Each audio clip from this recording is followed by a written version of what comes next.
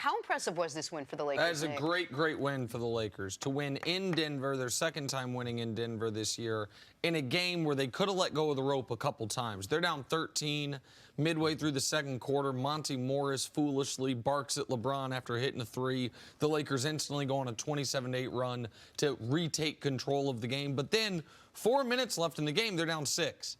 4 minutes left down 6. You can come back, but you need score, stop, score, stop, score, stop. And that's exactly what the Lakers got. And then LeBron, we didn't show it. LeBron had a chance to win the game in regulation, misses the jump shot. His shot wasn't really falling yesterday, despite the great all-around game.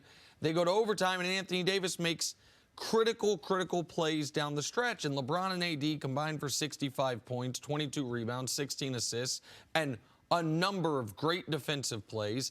And now, Antoine, the Lakers are in a position 5 losses clear of the field in the Western Conference going into the break. And you can speak to this. On good or bad teams, sometimes the last game for the All-Star break, you're not fully locked in. The Lakers had, to me, a very playoff approach to this game, and you saw it. So instead of the Nuggets being just 3 losses behind them, kind of nipping at their heels, a full 5 back with the Lakers having won both games already in Denver. I think it kind of sums up the Lakers' first half of the season. They've been very focused from game one.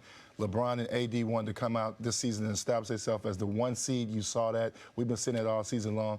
Obviously, we know why they struggled last week. They was able to regain that, so that was huge. A 3-game winning streak going into the All-Star break, I think, is also huge. And getting another game on Denver. I think what more impressive last night to me about the Lakers was the ability to play different lineups. So Nick, if you watch the lineup that they played, they were able to play LeBron at a natural 3, AD at 4, Dwight Howard most of the night at the 5. A lot of teams can't do that. They can mix their lineup so much, and that's what makes this Lakers team going to be a really tough out for anybody in the playoffs. It makes them so great because of their versatility that they can put with different lineups. But I thought AD was great being aggressive, late in the, especially fourth quarter, overtime. His ability to step out and make the 3 is just another weapon that they have in his arsenal. He don't have to necessarily go down low and post up. He steps out, and he takes quality 3s.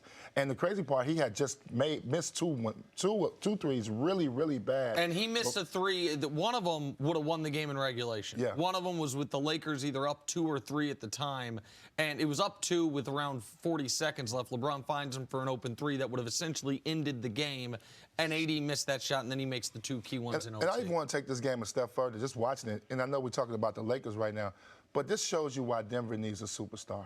It's unfortunate. Yeah. They got some good quality young players.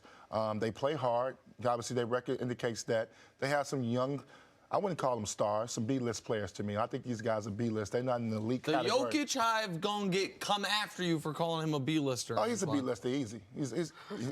Let me take yours and I'll double down. He's not a superstar. He's a B-list star in this league, but he's great. I mean, guy can get you triple-double.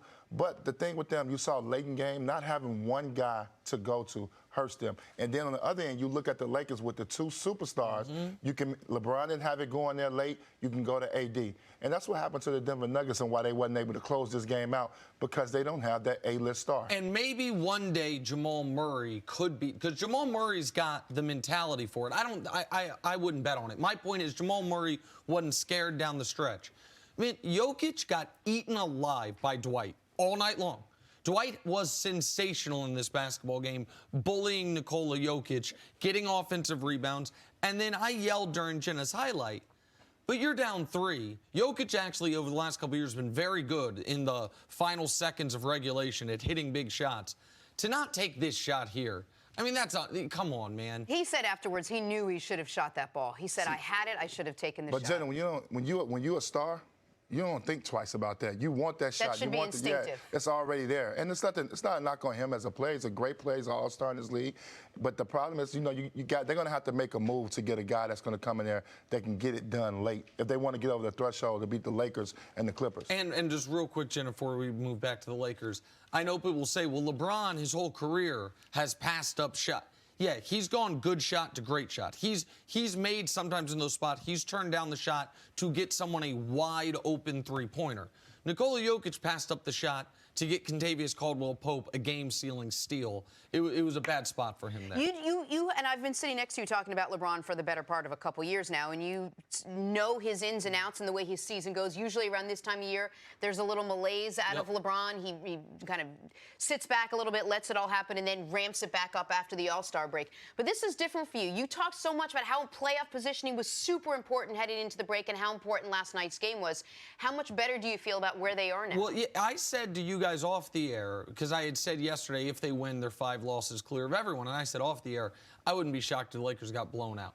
That if the Lakers already, because so much of the team, by the way, is not getting a break. The coaching staff is coaching in the All-Star break. You've got almost all the Lakers rotation players having some type of, financial appearances at the break because they're Lakers. Obviously, LeBron and Anthony Davis, LeBron's the team captain. Anthony Davis is from Chicago. Like, they're not getting a full break, and people tend to in the games leading up to it sometimes. Yeah, okay, it happens. We've already beaten Denver in their building, especially when they fell down 13 points. What flipped the game, though, was, and I'm a key on this, Antoine, was Alex Caruso in the second half taking Rajon Rondo's minutes. Rondo's a problem for the Lakers. It is my one first-half adjustment that I think the coaching staff needs to make is those Rondo minutes need to start going more and more to Caruso because the 4 best players on the Lakers yesterday were LeBron, Anthony Davis, and then Dwight and Alex Caruso, 2 guys coming off the bench. I think you got to do it by committee. I think some games it could be Rondo. Look at the Phoenix game. Rondo gets 23. I think if he comes out, he's aggressive. He's making a couple shots, getting other guys involved. Maybe you could play Rondo a little longer. I think that's going to be up to Frank Vogel and Jason Kidd to figure out who you're going to go with and who's the better matchup. And that's when the analytical part comes out. Yeah. When you go back and you start looking at numbers, oh, this guy plays good against that team. But it's hard to just take Rondo completely out. I just think his basketball IQ is too good. Situations like last night, that was a playoff atmosphere. He's going to be good in those situations most of the time. He wasn't very good last night, but most of the time, I like Rondo. I trust him.